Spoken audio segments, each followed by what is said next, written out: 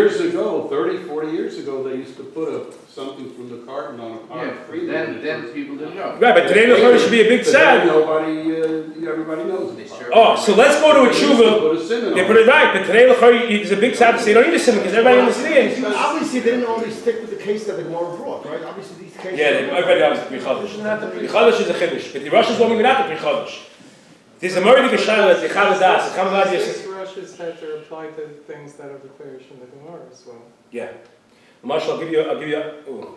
Can I tell you after the share? I'll tell you after the share. Murdi Geshayla that comes out of Chilak. Moshe has a Jew. We want to hear it. We want to hear it. Okay, fine. So then, all right. So I'll tell you this over. There's this halacha. Let's say of a person gets caught in a rainstorm. He comes on Shabbos. His clothing is soaked.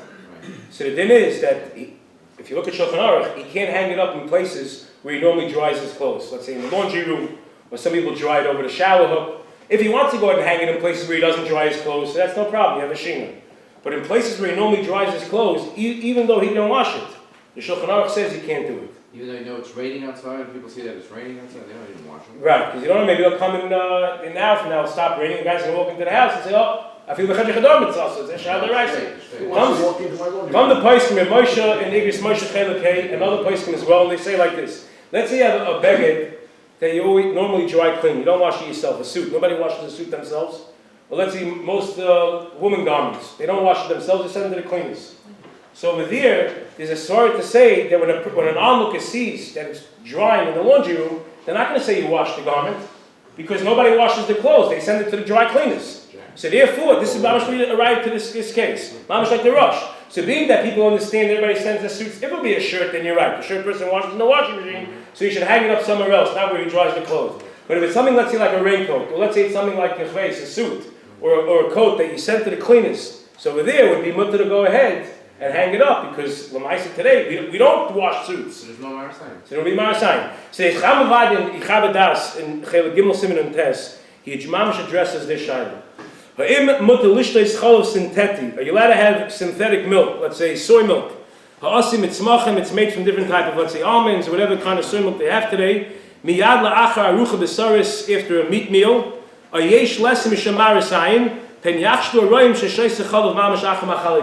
Mamash is the shayla, serving parva ice cream for dessert. This with Sinner or this with Hesed? For Hesed, Mamash by Hesed, middle of a wedding. You know, serving dairy cream, he's got a coffee table. So, Kedaka Bakodesh, Chamavadi quotes all the Maramakomis. First he starts off, if you're an Ashkenazi, you're a Moshe, that by your Rabbanans, there's no Marasayim. And he didn't learn the way we learned the Nachas Tzvi, that there's two dinim, there's Achshash. He creates across the board. Moshe says there's no Marasayim by your Rabbanans, so according to the Moshe, even a Shaz. And then he says there's a Pri Chodesh. But he writes, you're going to tell me the Pri Chodesh, everybody argues the Pri Chodesh. But he says, what about the Rosh? The Rosh says that when it comes to silk, and it comes to linen and wool, it depends with the times. Today, that there's a whole business, there's a whole industry of having parva creamers, and having parva ice cream, or margarine, and all these different things. So it says, Chamavadi, he ends off the Chuba, the Sikum, Mutta Lishto Ischalo Sinteti, Acharucha Besaris, V'chein glida ice cream, v'chein glida mechalo sinteti, parva ice cream, tafudi, la'acharucha besaris, ve'ein lachish bezeh, b'shemar asayim. Mamash what we're saying. If you go with the pattern, we can be able to come out all the shilas. Rav Belsky has a tshuva also. They asked him about a restaurant that was serving kosher cheeseburgers. Yeah. So they asked him, is there a problem of marasayim? So he writes, he says, are you allowed to go ahead and sell these burgers and cheese? If the restaurant has a good texture, then that's... So what? What's the right? Why does it have that? That's right. That's what I honestly... Right, I had the same shiloh. Yes. What's the chash? Why should it be different than the things the Chamavadi spoke about? No. But I found this tshuva, so let me show you the tshuva. But I hear very much that it shouldn't really be too much of a shiloh. But he writes like this. He says, first of all, Yichayel Mahagish B'Masada Borg Gvino in Bershimis HaTarfet Tuva Ha'oro HaMuvis L'Maylo. He says, when you take out the menu, on the menu it should say it's parv. So he wants to tell you that serves as a symbol. Why? Because people in the restaurant, everybody knows it's parv, because everybody has the menu. And it's better than Ramah symbol. What's the Ramah symbol? Think of it for a moment, the Ramah symbol. The guy puts almonds on the table, so that's going to help him now that he can fry his chicken with almond milk. What do the almonds on the table have to do with the milk? L-Meiah, Simon Koldo works. So Belsky writes, if a Simon Koldo works, so if you write in the menu, that for sure should work. What about a person who calls on the phone? takes Person who doesn't go into the store. Ulagabe anoshim amazimim b'telephone me'amisad l'beisam she'itachem she'nim roim klal. They don't see the menu. He says also, Ein b'zeh shum shash v'pnei she'yev shel alis al adas. What do you think? The guy's going up for a cheeseburger with regular cheese and meat. It's like al adas. So therefore, it's not a shayla. Oh, however, what about this is a shayla that comes up going to a business meeting in a.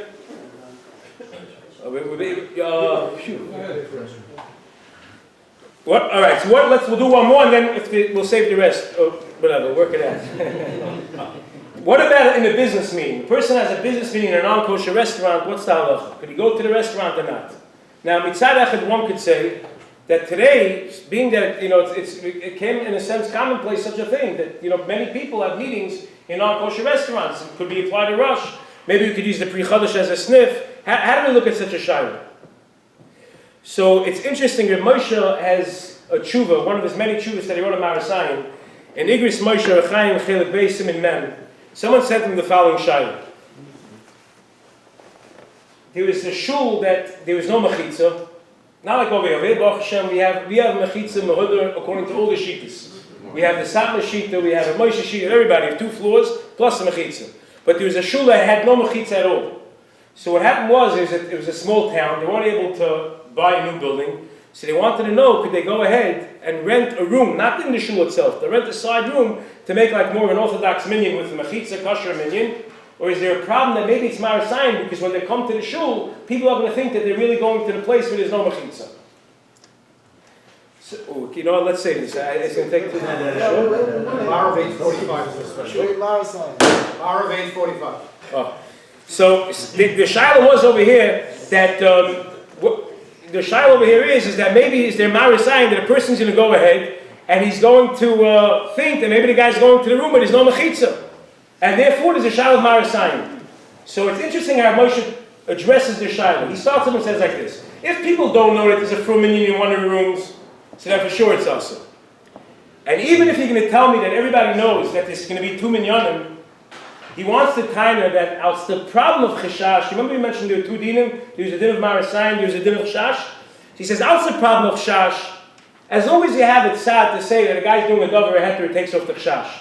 But when it comes to Marasayin, it says, Moshe, I need at least shava b'shava, and maybe even he goes back and forth in the tshuva, I need roiv laheter.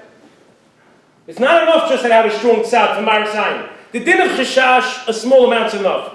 But when it comes to the din of Marasayin, meaning that people are going to learn from me, and they're going to start doing the issa myself. They're going to say, if he davens in that shul, so I can go to that shul, maybe I don't need a mechitza.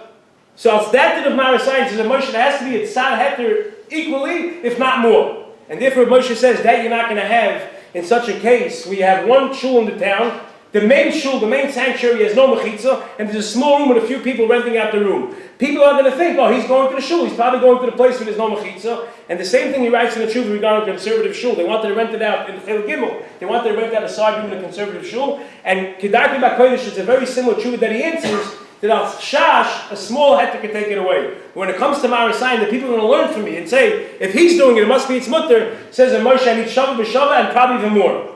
And then at the end of the tshuva, he brings down the restaurant. He says like this: "Ubedavri mutter lecho berestaurant shemachinim sham rak machalei cholav avalheim shalanoshim machalei Shabbos." Someone said to him, "Tshuva, could I go to a restaurant, a non-kosher restaurant, and I'll only eat kosher food?"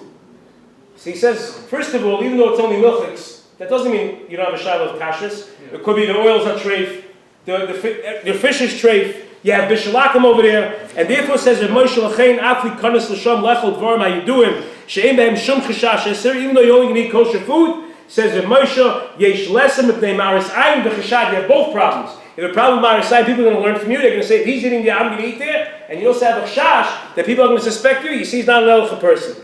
But he ends off, however, he says, Avon Imhu Rav B'Yosef. If the person's very hungry, Shemitzayer Tuva, and he's in a lot of tzar, and he has nowhere else to go, and also he's in the restaurant itself, people in the restaurant, they see that he's eating kosher food, and there's no one outside that knows him. But if there are people outside that knows him, two guys chapashmuz that he knows standing right outside the restaurant, he's waiting to it until they leave, and they're not leaving. So Moshe says he has to go over to them and say, by the way, I'm going in here because I'm famished, I have nowhere else to go, and I'm buying kosher food. So I'll cover our breeze if I'm mitzad, I have nowhere else to go, and nobody outside is going to see me, says Rav Moshe, then I can go to a non-kosher restaurant. Going to just use the So bathroom. come out, what? I was just going to use the Okay, so now we'll get to that case in a second. Let's just go with business meetings. So according to Moshe, it would seem that a regular business meeting, the person's not afraid, if a person is afraid he's going to lose his job, his job's on the line, if it's a big tzarech, he has to go to the meeting. So the chayr is a makom, you could say he's mitztayr. The makom is mitztayr, it's a shayla hefsed b'amin. There'll be a makom according to Moshe to be made. But if it's a regular case, the guy's going to a non-kosher restaurant, but Moshe seems he shouldn't go unless he's famished, he has nowhere else to go, and there's nobody outside that sees him go in. However, the Nichas Asher, the Basher writes, he was in Johannesburg, he was there giving a share, and they asked him mamish the shayla. They asked him the shayla first about going to business meetings, and also they asked him that there's many people that they work with binyanim gedolim. The cheres gedolis binyanim hamasradim yesh mesada mashorses hatzibur oivdim. There's a cafeteria, and you have people who are Jewish, or Yidden there. They only sell non-kosher food in the cafeteria. Many people work in the building, it's a big company, and they wanted to know, could we eat our lunch inside the cafeteria? Right.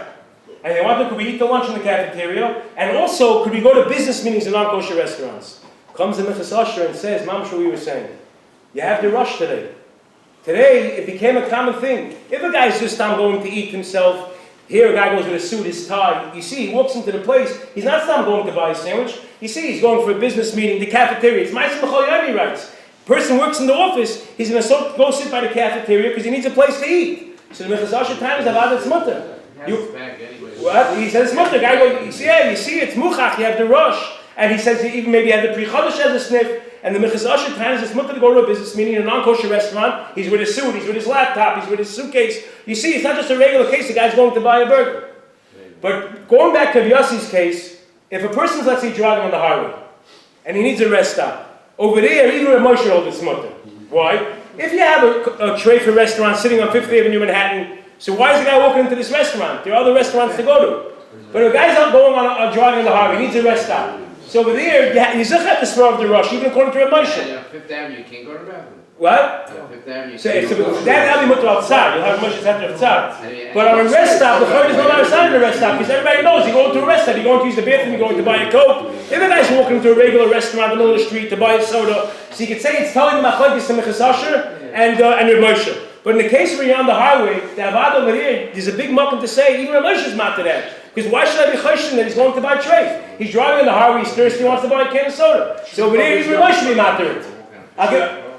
Does he have to cover his yarmulke if he works? No, he's going with his yarmulke, but not choshesh at all. We say he's going in for this to buy a soda. Rav Moshe had another tshuva. There was a fellow who was a sheikhet out of town. And what he used to do was, he did a shechita there, he needed a place to sleep. So there was an old couple, mamish, a lovely couple, they were such nice people, they always used to invite him to come to the house. He would eat there, he would sleep there. He sends a Moshe tshuva, what happened? The husband passed away, the husband died. He's stuck here somewhere in some hick town in Minneapolis. I'm kidding, somewhere out there, he's stuck with nowhere to go. He's stuck somewhere with nowhere to go, and he wants to know, could he stay by this lady's house? Because anyway, at night, she sleeps by her son. So there's no yichud issue. There's no yichud because at night her son doesn't want to sleep by himself. So every night the son picks her up, he takes her to the house. He wants to know, can I sleep in the lady's house at night? Because the chayra, there's no yichud. Do I have to worry about Maris Ayin that people aren't going to know that the son came to pick up the mother? They're going to see this guy walking in and out of the house. They're going to say, oh, Maris Ayin, the chash yichud. Says that Moshe, that's not a problem. You know why? Because there are so many ways to make yichud mutter. You have 3 ksherim that sleep there, it's mutter. There are many cases to make yichud mutter. So being that there are so many cases to make yichud mutter, over there, you're not going to say it's Maris Ayin. The chayr is the same thing by a rest stop. You know, everybody knows. The guy stopped in, he wanted to buy a soda. But so Al Kapanim, we'll end off with this, and Mitzvah Shem will maybe be Marachamid. But Al Kapanim are coming out like this. When it comes to, we have like this. We had first the Shita of the most poskim that Maris Ayin applies to the Daraisa and the Rabbanon. The Ramah held that it only applies to the Daraisa and not to the Rabbanon. We also said that when it's an Issa Daraisa, it applies to Chadri Chadarim. But when it's an Issa Rabbanon, it does not apply to Chadri Chadarim. The Ramah held there's no Maris Ayin at all by the Rabbanons. And then we cited a Rosh, Pri-Chodesh, that the Pri-Chodesh held you can't make a Bnuk Zeris. And according to the Pri-Chodesh, they're all Motem. And then we said a Rosh, which is really a breakthrough, which really leads us to Chacham Avadi's Tshuva, which the Chayr is a big heter for parva ice creams and these cheeseburgers, imitation bacon and all these foods. It says in the rap, imitation bacon, everybody knows it's a standard thing you sell today. And then we spoke about business meetings. The Charabi telling the Machlokes said Moshe and the Mechas Asher. The other place in Mamat are also business meetings today. Maybe you could say a Svar. Moshe wrote the Tshuva in 1959. It was many years ago. But it seems like a Moshe you need like a Rav. But there are other places in Mamat business meetings. And even according to Rabbi Moshe, who had the Chumadik approach, the Makom that is Tzar, or let's say the person's a Hefsid Mammon, even Rabbi Moshe's Materit. And okay, so we'll end off here. I just wanted to tell the Olam, we Mamish had this week, it was beautiful. We had Monday night. We had Charusa learning. It was such a Kiddush Hashem. We had a beautiful Kol Torah. They were close, Baruch Hashem. We had the 30 people that were learning. It was such a beautiful Kol Torah. I want to invite the Olam if they could come. Mondays and Thursday nights, Ma'ariv 8:30, with a 45-minute Seder. Afterwards, we could arrange Chavusas for everybody, and the Shatak will be a slus. Oh, next week, Rabbi said the shir is not going to be Tuesday night, but it's going to be Thanksgiving, Thursday morning, after the 8 o'clock Shachas, November 23rd. Shkoyach.